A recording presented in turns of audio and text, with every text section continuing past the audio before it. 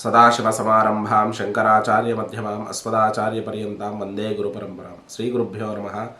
VNR creations చూస్తున్న ప్రేక్షకులందరికీ కూడా 2024 సంవత్సర ఫలితాలకు స్వాగతం. కొత్తగా ఛానల్ చూస్తున్న వాళ్ళు మన విఎన్ఆర్ క్రియేషన్స్ని సబ్స్క్రైబ్ చేసుకోండి. ఈ వీడియోను లైక్ చేయండి, షేర్ చేయండి, కామెంట్ చేయండి. మీ అమూల్యమైన సలహాలు, సందేహాలు ఏమైనా ఉంటే కామెంట్స్ రూపంలో తెలియజేయండి.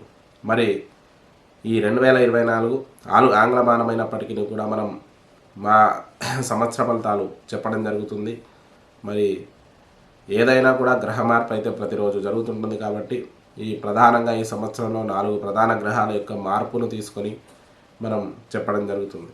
అయితే ఈ సంవత్సరంలో మేషరాశిలో బృహస్పతి వృషభంలోకి వెళ్తున్నాడు మే 1 రోజు. మరి అందరికీ తెలుసు కదా, ఆ రోజు అయితే పుష్కర ప్రారంభం ఉంటుంది. ఇక రాహుకేతువులు అయితే మారట్లేదు. రాహు మీనంలో, కేతు వచ్చేసి కన్యలో ఉన్నాడు, శని మాత్రం కుంభంలో ఉన్నాడు. మరి ఈ గ్రహస్థితి ఆధారంగా మనం ఈ 4 ప్రధాన గ్రహాల ఆధారంగా ఈ సంవత్సరం ప్రధానమైనటువంటి జ్యోతిష్యం, మరి ఈ గ్రహస్థితి ఆధారంగా మేషాది ద్వాదశ రాశుల ఫలితాలు చెప్దాం. మరి ఈ వీడియోను లైక్ చేసి, షేర్ చేసి, కామెంట్ చేయండి. మకర రాశి ఫలితాలు 2024 సంవత్సరం మకర రాశి వారికి ఎలా ఉందో చూసే ముందు గ్రహస్థితి ఒకసారి చూద్దాం. మకర రాశి వారికి ద్వితీయస్థ శని అంటే ఏళ్నాడు శని చివరి దశలో ఉన్నాడు. అలాగే తృతీయ రాహు ఉన్నాడు, చతుర్థంలో బృహస్పతి ఉన్నాడు, కేతు వచ్చేసి నవమ స్థానంలో ఉన్నాడు. అయితే దాదాపుగా ఈ 4 గ్రహాలు కూడా అనుకూలంగా ఉన్నాయనే చెప్పుకోవచ్చు.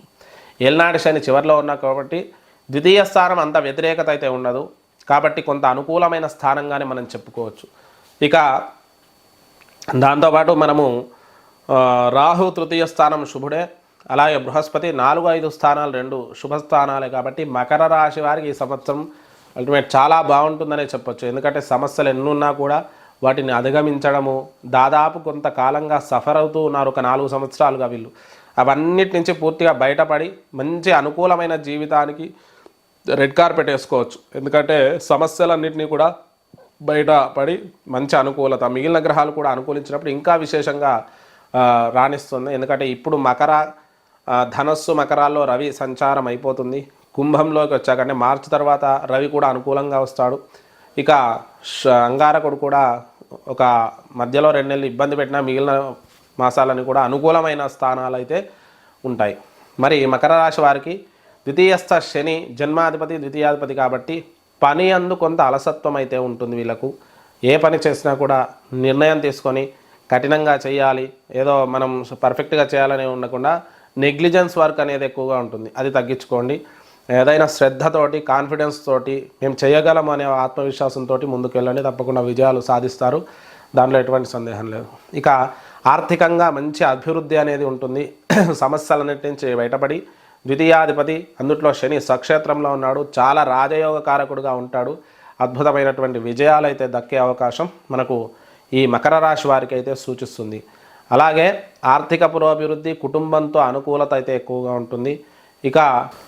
ఇక బృహస్పతి గురించి తీసుకుంటే తృతీయాధిపతి అయినటువంటి బృహస్పతి చతుర్థ, పంచమ స్థానాల్లో సంచరిస్తున్నాడు. ఈ 2 స్థానాలు కూడా అనుకూలమైనవి. కొంత శత్రుక్షేత్రమైన బృహస్పతికి వృషభ రాశిలో కొంత బలహీనంగా ఉన్నప్పటికీ కూడా స్థాన బలం అనేది ఎక్కువగా ఉంటుంది. కాబట్టి ఈ 2 సంవత్సరాలు కూడా అద్భుతమైనటువంటి అనుకూలత అయితే ఉంటుంది. 2024 మొత్తం కూడా ఈ బృహస్పతి అనుకూలత అంటే కుటుంబపరమైన సమస్యలు ఏమైనా ఉంటే అవి తొలగిపోయి కుటుంబంలో దగ్గర వ్యక్తుల నుంచి మనకు రావాల్సిన స్థిరాస్తులు కానీ, డబ్బులు కానీ, పెండింగ్గా ఉన్నటువంటి పాత బకాయిలు ఏవైనా కూడా అవి తిరిగి వచ్చే అవకాశం మనకు సూచిస్తుంది. ఖర్చులు కూడా కొంత సామాన్యంగా ఉంటాయి. ఊహించని ఖర్చులు రావడం ఇట్లాంటివి అయితే ఉండవు. ఖర్చుల విషయంలో కూడా కొంత అడపాదడపా ఉన్నప్పటికీ కూడా సానుకూలత ఉంటుంది. ఇక తృతీయ రాహు సంచారం కూడా ఉంది కాబట్టి ఇక్కడ రాహు కొంత దగ్గరి వ్యక్తులకు అనారోగ్యాలు, దుర్వార్త శ్రవణాలు కొద్దిగా కలిగే అవకాశం ఉంది. అంటే అన్నదమ్ముల్లో కానీ, దగ్గరి బంధువుల్లో కానీ ఇలాంటి సమస్యలు అయితే వచ్చే అవకాశం మనకు సూచిస్తుంది. ఏదైనా కోర్టు వ్యవహారాలు ఉంటే కూడా వాటిలో కూడా కొంత ఆలస్యం అవడం అనేది మనం గమనించవచ్చు. ఇక దాంతోపాటు కేతు వచ్చేసి నవమ స్థానంలో ఉన్నాడు కాబట్టి తండ్రికి అనారోగ్యం కలిగే అవకాశం ఉంది. అలాగే తండ్రి విషయంలో, తల్లిదండ్రుల ఆరోగ్య విషయంలో అప్రమత్తంగా ఉండండి. సమస్యలు ఏ వచ్చినా కూడా శీఘ్రంగా ఔషధ సేవ అనేది వైద్యుని సంప్రదించడం అనేది చేయండి. సొంతగా ఇబ్బంది పడకుండా. ఎందుకంటే తల్లిదండ్రుల ఆరోగ్య విషయంలో మాత్రం ప్రస్తుతం అప్రమత్తంగా ఉండాల్సిన అవసరం ఎంతైనా ఉంటుంది. ఇక సంతానపరంగా చూసుకుంటే ఈ సంవత్సరం మే తర్వాత అద్భుతమైనటువంటి సంతాన ప్రాప్తి, ఒకవేళ సంతానం లేని వాళ్ళు ఉంటే సంతాన ప్రాప్తి కలిగే అవకాశం ఈ మే తర్వాత అయ్యే అవకాశం ఉంది. దాంతోపాటు ఇక్కడ వీరికి ముఖ్యంగా విద్యార్థులకు అద్భుతమైనటువంటి యోగం అనేది చెప్పుకోవచ్చు. పంచమ స్థానంలో బృహస్పతి సంచారం. ఈ సంవత్సరంన్నర విద్యార్థులు మంచి ర్యాంకర్స్గా నిలవడం, అద్భుతమైనటువంటి స్థానానికి చేరుకోవడం, ప్రతి విషయంలో అనుకూలమైనటువంటి వాతావరణాన్ని ఏర్పాటు చేసుకోవడం అయితే వీళ్లకు కలిగే అవకాశం మీ మకర రాశి వారికి అయితే సూచిస్తుంది. ఇక ఉద్యోగపరంగా చూసుకుంటే ఈ సంవత్సరం అంతా కూడా అద్భుతంగా అనుకూలిస్తుంది. ఉద్యోగ సమస్యలు ఏమన్నా కూడా తొలగిపోతాయి.